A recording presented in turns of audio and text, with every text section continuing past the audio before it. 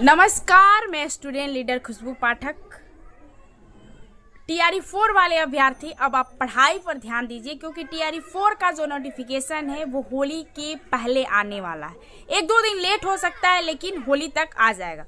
दूसरी बात कि मैंने जो बोला था कि काला चिट्ठा खोलूंगी, वो काला चिट्ठा का हकीकत बताती हूँ कि पटना के एक डायरेक्टर है, शिक्षक है, जो पढ़ाते हैं अभ्यर्थियों को।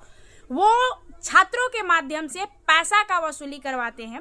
जो छात्र एस्टेट के आंदोलन में किसी और के साथ था, जिस छात्र नेता ने एस्टेट का विरोध किया, आज उसी के साथ उस टीचर के कहने पर जिसने 22 लाख रुपया का वसूली करवाया था, कहाँ गया सेकेंड हेयरिंग एस्टेट वालों का? ये जवाब देना होगा। और सब जब आप एक डायरेक्टर होकर, एक शिक्षक होकर वीडियो के माध्यम से पैसे से वसूली करवाते हैं, आपके पास इतना कैपेसिटी है कि आप छात्रों को पैसा देकर केस करवा सकते हैं, लेकिन आपने छात्र के माध्यम से छात्रों के इमोशन के साथ खेला और 22 लाख रुपया का वसूली करवाया। उस पैसे का हिसाब कौन देगा?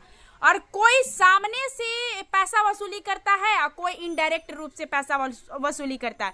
पटना के छात्र नेताओं का ये हकीकत है कि कोई सामने से पैसा वसूली करेगा, कोई छात्रों के माध्यम से पैसा का वसूली करेगा, कोई टीचरों के माध्यम से पैसा का वसूली करेगा। तो कोई भी यहाँ दूध का धुला नहीं है, सब कहीं ना कहीं मतलब गंदी नाली के कीड़े बन चुके हैं। लेकिन ये एक जब सवाल बनता है कि कुछ छात्रों ने कहा कि एस्टेट का जो केस हुआ था उसमें 22 लाख रुपए के किसी कोचिंग शिक्षक के डायरेक्टर के द्वारा पैसा का वसूली छात्रों के माध्यम से करवाया जाता है।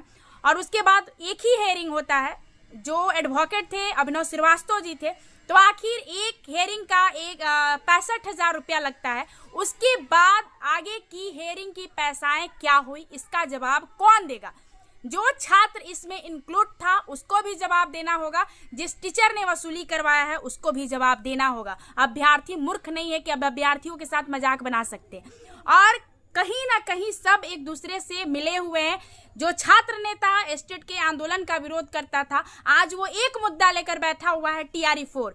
टीआरई 4 आ रहा है, लेकिन क्रेडिट लूटने की होड़ में वो बैठक पर बैठक और चेहरा चमकाने की होड़ में वो कर रहा है और दूसरे को क्रिटिसाइज करता है। आप सभी जानते हैं कि वो कौन है। दूसरा जो है वो सामने से वसूली करता है।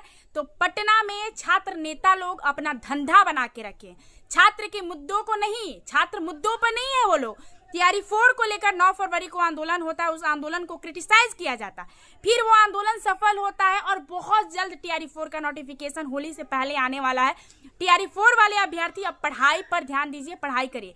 बात यहाँ है कंप्यूटर साइंस वाले का, फिजिकल टीचर का, म्यूजिक वाले का 1,20,000 सीटों पर जो वादा किया गया था उस पर।